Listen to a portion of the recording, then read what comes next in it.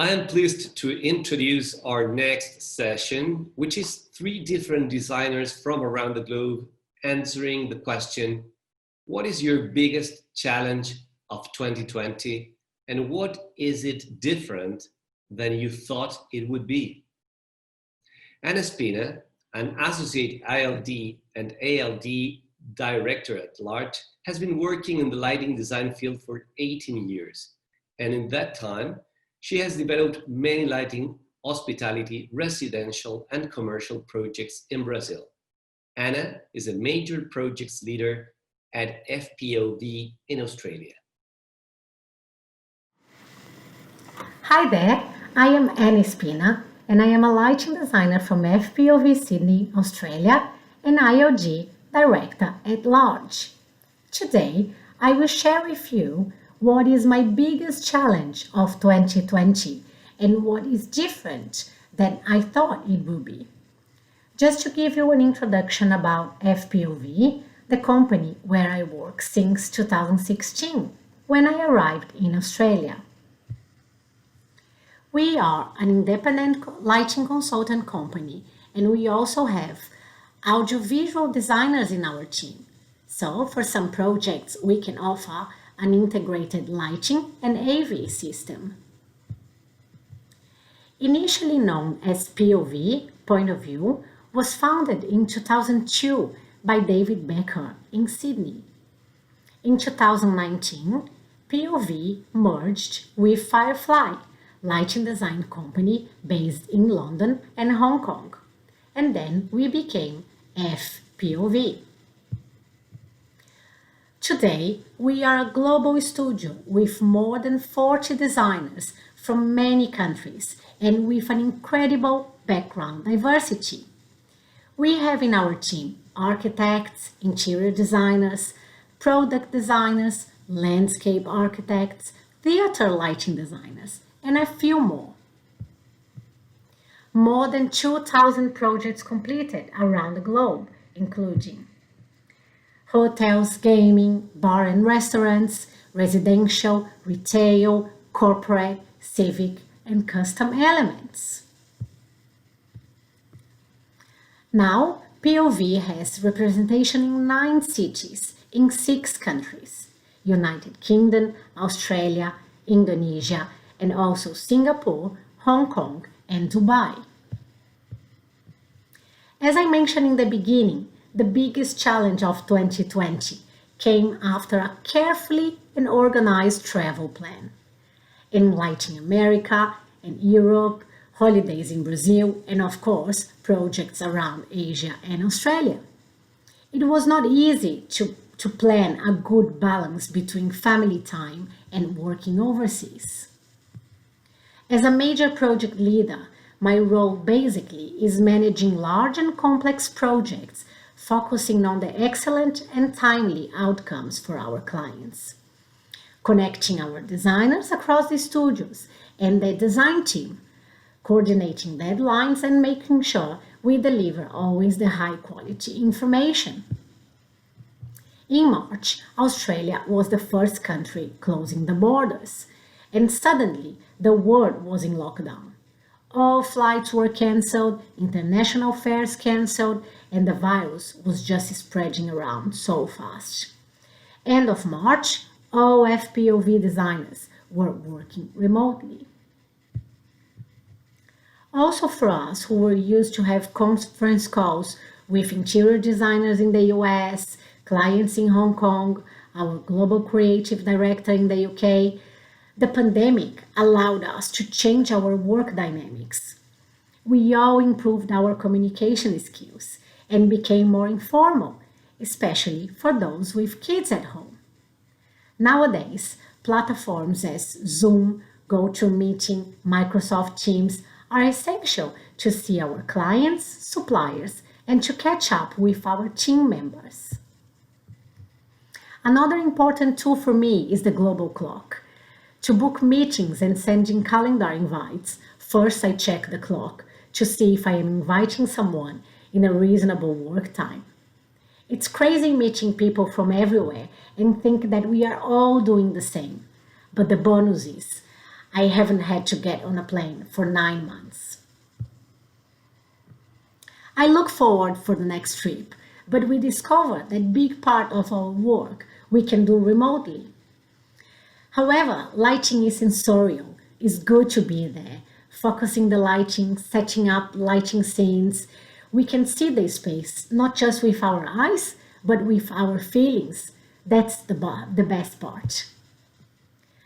Homeschooling was not the funniest part, but between meetings and homeworks, I caught my son playing with lighting samples, checking lux levels, and using my hard hat and vest. Luckily, his school is back, and I can focus on my work and stay close to him after it. I wish he can remember this pandemic, not about alarms, breaking news, or his mom being a teacher, but how his mom loves being a lighting designer.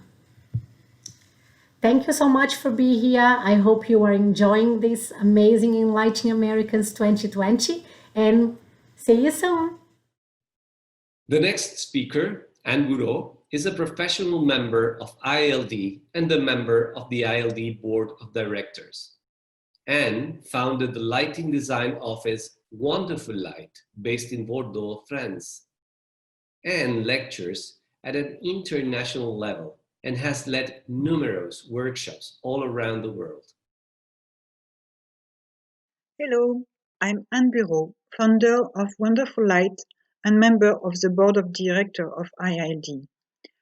I'm talking to you from Bordeaux, southwest of France. Thank you to have connected you. I sincerely hope you are going well and your family and teams too. I will try to answer briefly to a very large question. What is your biggest challenge of 2020 and is it different than what you thought it would be? I confess that I choose to answer this question because when it was asked by IALD, I had not a clue about what would be my answer. I really had to deeply think about it. I will start to answer the second part of the question. Yes, my biggest challenge of 2020 is different than what I thought it would be. And yet, the year 2020 was shaping up to be very challenging for me because I knew that I would have to deal with numbers 25 and 50. At the beginning of this year, I complete 25 years as an independent lighting designer. And at the end of this year, I will count 50 candles on my birthday cake. It's maybe better not to count before to blow. Although those numbers may have influenced my final answer, to deal with them is not my biggest challenge. Of course, it could have been having to deal with the coronavirus crisis. As anybody on this planet, my life was and is still influenced by this. But until now, I feel relatively lucky in comparison with many people around me or in other countries. On professional levels, I really feel privileged to have kept an almost normal activities rhythm. But of course, I think the coronavirus crisis influenced somehow what I realized to be my biggest challenge for 2020 and the coming years. So, my biggest challenge is to put in the equation my conviction and my acts as a lighting designer in my projects. What are my intimate convictions that are so challenging as a lighting designer?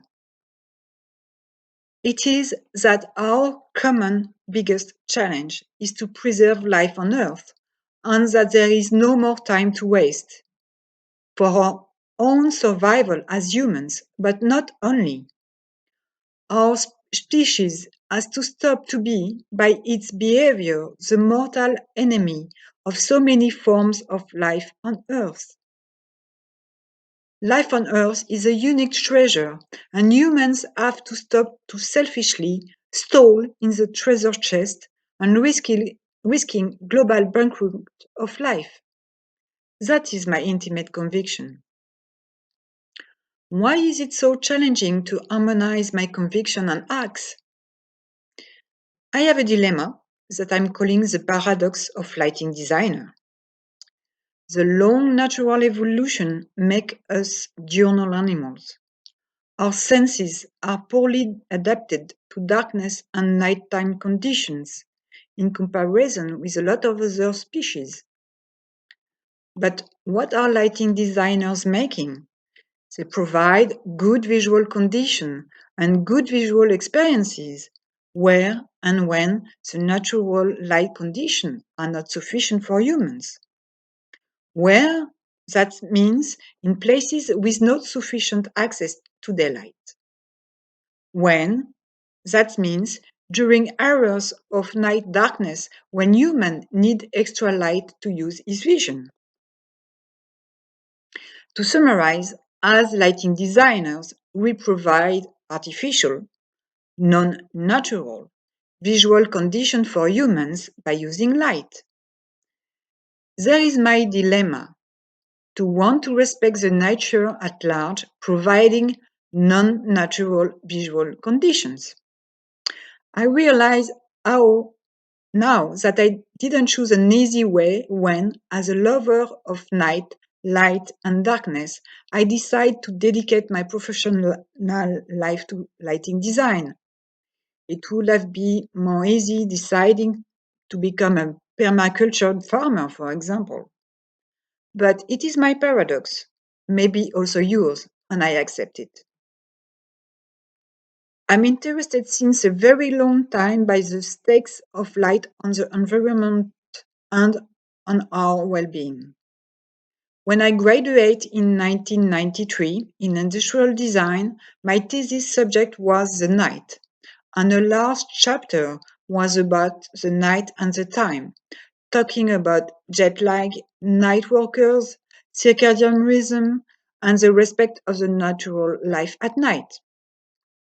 27 years ago, they were not very common topics.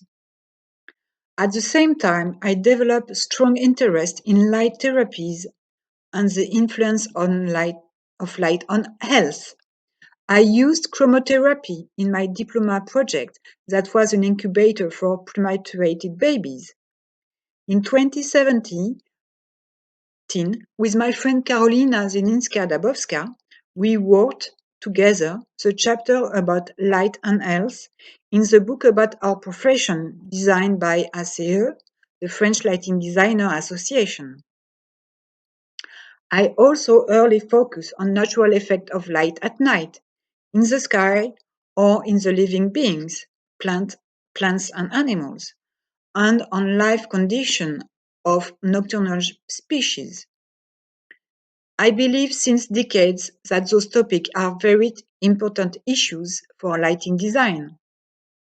And again, my biggest challenge is to put in an equation those convictions and my acts.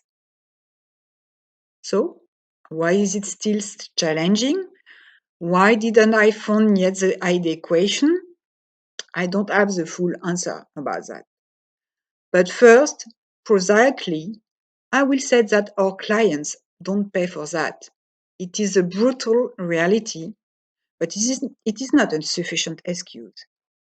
I will say that often our clients are less concerned than we are about the environmental issue.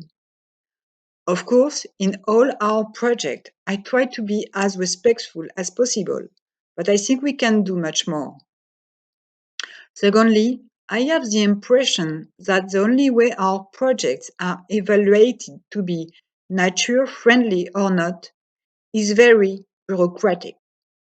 In buildings, the suite acronyms of WELL, LEED, BREEAMS maybe are very familiar to you. In France, for outdoor lighting, we also have since December 2018 a particular legislation about prevention, reduction, limitation of light pollution. On paper, really and sincerely, I applaud with both hands. But in my lighting life, I have the feeling to be often compressed between two contradictory orders, as hard as concrete walls. To increase light level on one hand, to reduce light emission and energy consumption on the other hand. I feel that I'm asked to prove that my projects are environmentally friendly only by filling tables with numbers. My intimate conviction is that common sense might be sometimes as useful as numbers. Looking at all those labels and norms, I can't refrain me to think that hell is paved with good intention, or at least lighting designers' hell is paved with good intention. And then it is also a huge challenge because I don't want to have an only human-centric approach. Of course, the human-centric design is better than the car-centric design, but I really want to act fairly with the other form of life. As lighting designer, I don't want to be the scary clown for bats or foxes. What to do to reach this challenge? Maybe one step was to share my challenge with you today. And after 25 years of career, I will start soon a skill assessment process. And I hope it will help me to find best ways for my lighting design office to be more proactive in this life on earth respectful approach. I'm sure it is going to be a long process, but I realize how important it is for me. To conclude, I hope my biggest challenge talks to you. I would be really happy to share on this subject with whom is interested in. Thank you for your attention. Enjoy the enlightening conferences. Stay safe and take care. Bye. Chip Israel, a fellow of the IALD, has been a lighting designer for over 35 years.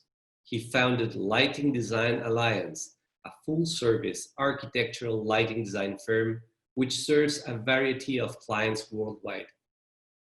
As CEO and founder, Chip works closely with the owner, design team, and manufacturers to ensure lighting systems are fully integrated with the architectural design and enhance the designer concepts. Well, good afternoon. My name is Chip Israel. I work for a company called Lighting Design Alliance. We're based in Los Angeles, California, and we're kind of asked to share our thoughts on what 2020 means to us or how it's impacted us. And it started off very strange. I remember back in January, everything was rainbows and unicorns. Everything was going great. And then all of a sudden in California, that greatly impacted a lot of people was the death of Kobe Bryant. And you may wonder, why am I bringing that in? But it was a big event that really triggered a lot of emotions, not just to sports fans, but to families and a lot of other people. So it was really kind of a huge challenge to people in Southern California, people that you didn't even know that were basketball fans. And then that was shortly followed by the COVID introduction, especially on the West Coast and in certain hotspots throughout the United States. And having traveled an awful lot, especially to Asia historically, we're very used to seeing people in face masks going through airports where they actually will take your temperature. And most of this has been happening for almost a decade after SARS was very, very prominent. But it never really seemed as an impingement upon our freedom. It was really more about protection for the society in a whole. All of a sudden, we heard more and more about the potential of COVID. As a firm, and particularly myself, having gone through this and seeing it happen in other places, we took preparations. And in fact, we actually closed our office a week before it was mandatory. By closing it, I mean having everybody work remotely. And I remember kind of many of the faces of our individual employees, many of them very young, first job right out of school. And we were talking about little procedures that we wanted to put into the office. And I asked one of our people, and she happens to be from China, and she goes, so we just had a whole 2-hour meeting on how to wash our hands, because certain cultures, that's really embedded into them about trying to not spread germs and things, but we took it very, very seriously. And then I don't think everybody in our firm really took it that seriously from the onset of it. So what happens about everybody starts working remotely, and I would say we were still extremely profitable, or maybe I should say efficient. People were working at home. We had already set up the tools and working on a lot of larger international types of jobs. We have the software, we have the computer, so everybody could work remotely with very minimal impact. But the term that I kind of felt was a huge impact was depression. And we didn't realize it in the very, very beginning, but it took a huge toll, especially on some of our younger employees right away. The fact of not being able to bond or getting locked down into a small apartment was a very big challenge. Now, we're also in Southern California, and in January, February, March, the weather's really nice. So if you have a balcony or a window, you can kind of enjoy it. I can only imagine what it would be like to be in Minnesota or some other area where you're locked into a small apartment. Or worst case, in New York, perhaps, where you have 4 people sharing a small apartment, because that was kind of the things you had to do in order to survive there. Well, survival takes a whole new turn now in the fact of the mental health of people. And we talk a lot about how lighting can literally make people feel better and maybe more productive at work, those types of things. But I think it has a lot more to do with the emotional staff.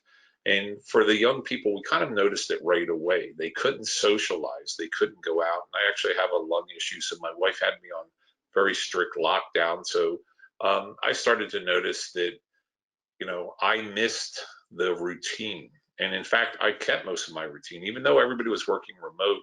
This may sound crazy, especially to certain people. I still got up, took a shower, and I went into the office every morning at 7 a.m. Now, to be honest with you, there wasn't much to do, especially in the first couple of weeks or months, or there was responding back and forth to clients. But almost by 9 o'clock, I had everything done, and I'm just sitting around. But I needed to get out of our house and go through the motions of what the typical job would be. As time passed, kind of got a little bit more relaxed, and where I might spend some time, let's say, in our remote mountain house or whatever. And the ability to get out to a different environment made a huge difference. And I kind of equated to the people, everyone I know that lives in New York City has a house in Connecticut, the same thing. The city is great, but they want an escape from it. But I really noticed that the depression even started to affect me. I had such a routine for almost 30 years of work being a large portion of my life, travel a huge amount. I would travel 15 to 20 days a month, and I haven't been on an airplane since January. So in the back of my mind, I'm starting to question my effectiveness, my abilities. How can I do what I need to do every day? And luckily we can get outside, we can do other activities now that really gives us the ability to, I'm going to say, explore opportunities. We still want to do it while we can maintain social distancing. But to me, it's really the reality of how important mental health is for all people, young people, older people, people that are very secure. The one thing that was nice about COVID, I get lots of phone calls from other firm owners and talking about the situations that are going on. And I think that this frustration or even this depression is really what helped trigger some of the, let's call it, protests in certain cities. I was talking to Charles Stone this morning, and he was talking about Seattle, where they've defunded the police. And with that came opportunities, kind of not intentional, but defunding many of the programs that helped homeless people. So he sees a very long time before cities get back to normal, but we really have to look at this holistically about how do we create good mental health for all the people that are involved. So probably when everybody asks me what would be my word to describe 2020, I normally say it's the year that never happened, but maybe another year. It's really probably the first time that people had to stand up and make a change, both for themselves and for society as a whole. Kind of talking about this depression, it really brings to point how lighting can impact spaces. And really for the last 10, 20 years, people would be at home in an apartment, maybe very few hours, maybe to sleep at nighttime, not to be there 24/7. And it really shows the things that we're learning about, continually researching about how lighting can make spaces for people to help with this depression, to help with productivity. If you really think about how your office is set up, it's probably totally different than what you would do from a lighting standpoint than, say, your true office. So what we've been really trying to do is not only create home office spaces that are comfortable and productive for our employees, but also how can we impact them with perhaps better lighting, whether it's task lightings bouncing off the ceilings. But really what it shows is the research is true. Lighting can impact the mental health of people. All right. Thank you to those speakers for taking the time to record those words for you all. Thank you, attendees, for joining in today. Have a great rest of the day and see you at the other sessions. Have a good one.